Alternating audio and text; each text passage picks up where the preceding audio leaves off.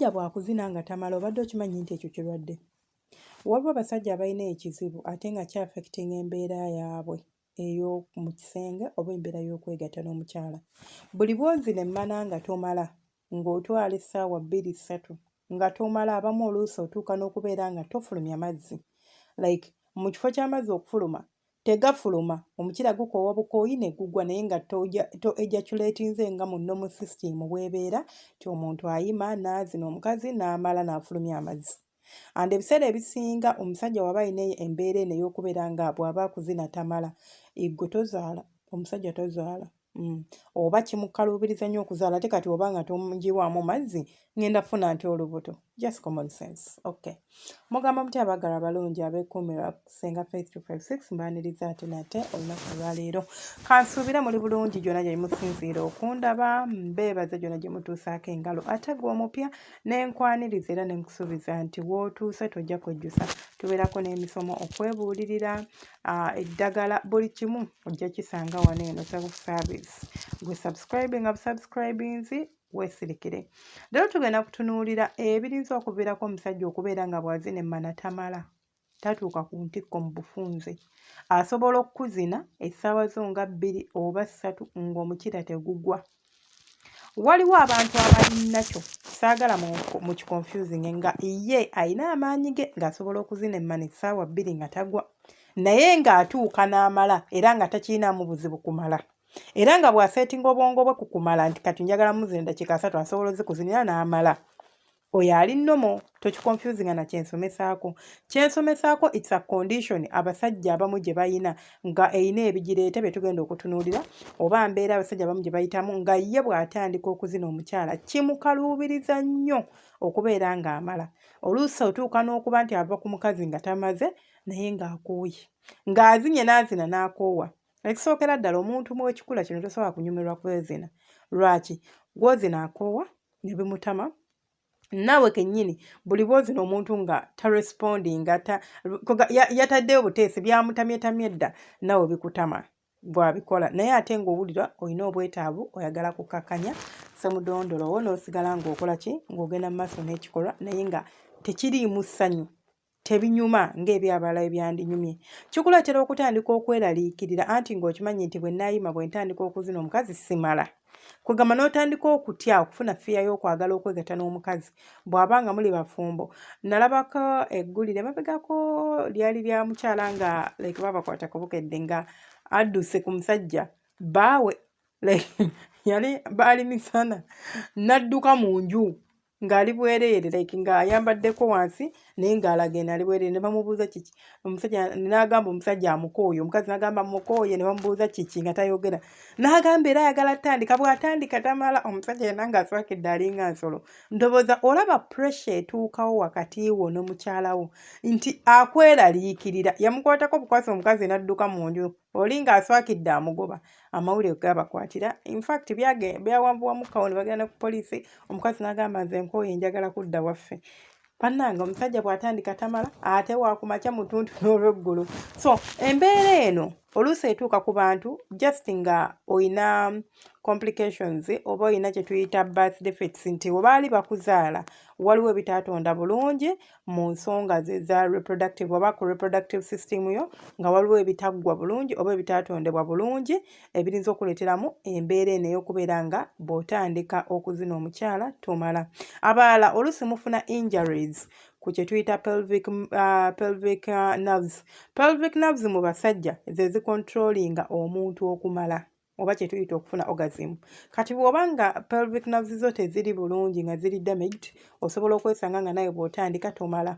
Abalala mulina n'embeera gye tuyita mulina embeera gye tuyita retard ejaculation. Eno n'embeera gy'osanga nga omusajja mu kifo ky'okumala azina n'azina n'awulira ng'ayagala okumala naye ate amazzi ne gaddayo gagawinga backwards.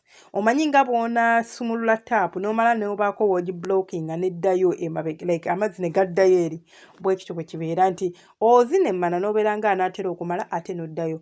Eyo nayo mbeera eri mu basajja nti ye bw'atuuka okumala yes aba amaze kyobula bakiyita retread ejaculation nti omaze naye tegafulumye gazzeeyo buzima bwe gaddayo emabega gayingira mu bladder yo tegagenda ate like system nga bw'erina okutambula.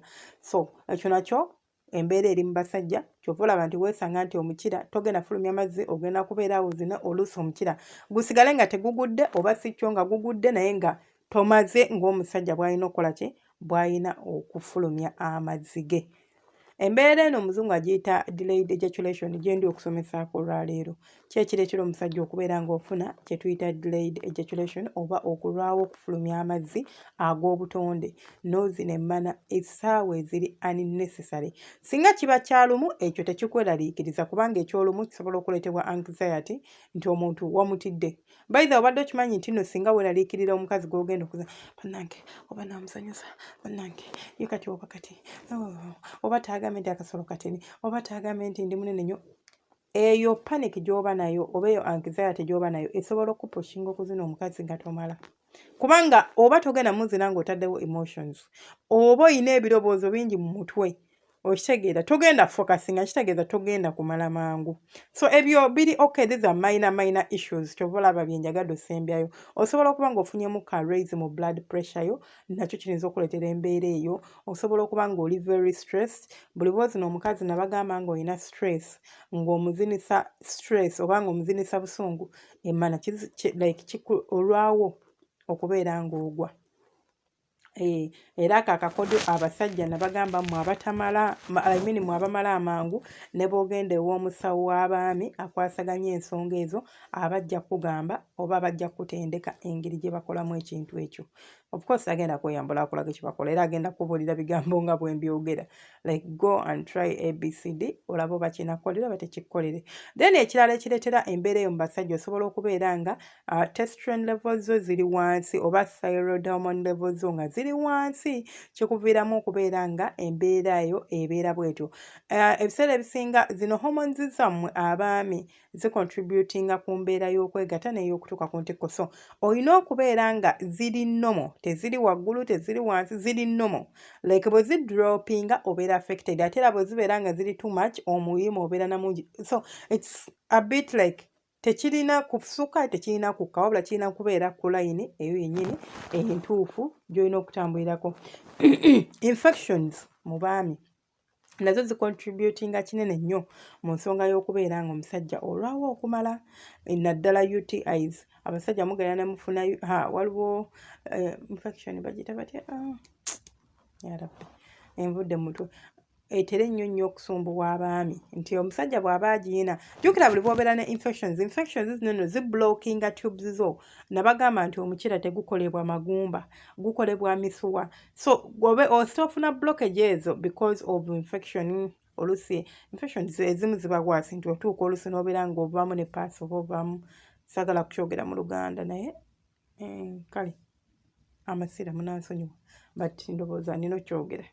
So osobola okutuuka nga infection esusse weerina okukoma ng'ovaamu ebintu ebyo bw'oba ogenza okutuka okufulumya omusulo. So infection eyo esobola okuviirako okubeera nga oba otuuse okwegatta n'omukyala togwa oba tomala oba olwawo okumala mu kiseera ekituufu ky'olina okukola ki okumaliramu. Abalala oluusi oba ng'oli ku ddagala lya depression zetuyita antidepressants nazo zikuviirako okubeera ng'ofuna ebizibu bino eno. Oba oli muntu anywa ennyo omwenge guno n'ogulaba gukuaffectinga mu ngeri ya mirundi ebiri. Waliwo omuntu nga bw'aba yanywedde omwenge gwe bulungi ng'asobola okuzina mukwano wamma n'ogamba kyekyo n'akuzina kugamba gwe ne wennyula wekka ne wabaawo oli ng'ate bw'anywa omwenge oguyitiridde tewali kyasobola kwekolera aba wa ddakiika ezo bbiri kubanga kisooka omwenge gustimulating omusaayi gw'omuntu n'obeera ng'omusaayi gwo guddukira ku speed nnyo kyova olaba omuntu atamidde bw'omukuba asobola okufa amangu tabeera nnomo nga ffe bwe tubeera ng'atamidde.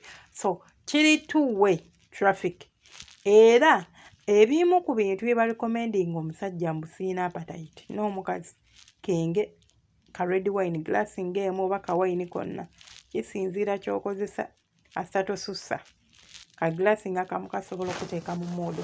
Munzikirize nkome wano eno. Tulina ebirala bingi bye tuyinza okutulina nga like relationship problems.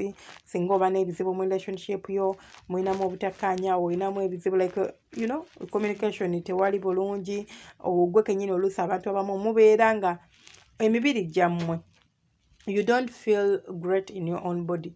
Nga ngambe nti olina kye tuyita poor body image. Like olina engeri gye bwetunuuliramu toli comfortable oba ndi mumpi oba ndi muwanvu oba nina amasavu bani you know ekyo kiyinza okuaffectinga performance yo ng'omusajja. Then n'ekirala waliwo ekizibu ate nga kinene kye mbadde ngenda okwerabirako. Tulina kye tuyita fantasies oba kye tuyita sexual fantasies oba ebyo abantu bye baloboozaako mu nsonga z'okwegatta. For example, naddala abasajja abalaba kinaakukka. Mugenda ne mwagala okukola ebya kinaakukka ne mutamanya nti eri firimu. This is not the reality. The other one is a script that was scripted and which is called acting. Kino ky'olimu n'omwagalwawo oli mu kyaddala. Temuli ku actinga. Tewaliwo director, tewaliwo cameras, tewaliwo editor, nothing. Bili babi editing even after all the work they do with them cut do this but them never be editing or co-producing ekirungi. Kati abantu abamu mufuna fantasies nga muzijjemu kinaakukka. N'oyagala obijjeeyo obireete ku mukyalawo ate obikole nga bya ddala. So nga toyawula wakati w'ekintu ekyaddala n'ekiri fake. Kitwale nti kinaakukka abeera fake. Kubanga tebiba bya ddala, tebibamu emotions. Gwe ebyo bya ddala birimu emotions, birimu omuntu gw'omanyi bali tebeemanyi beesanga ku set ne bamugamba ogenda zannya n'oyo era mugenda kuzannyira essaawa nnamba era mugenda kuzannya obukodyo kamu 2 3 4 ogenda mukuba engalo ogenda kola booti kati kola booti you know. Kasita tosobola kwawula bintu ebyo bya-affectinga nnyo abasajja. Munzikirize nkome wano eno temwerabira subscribinga ku likinga no commenting omukama.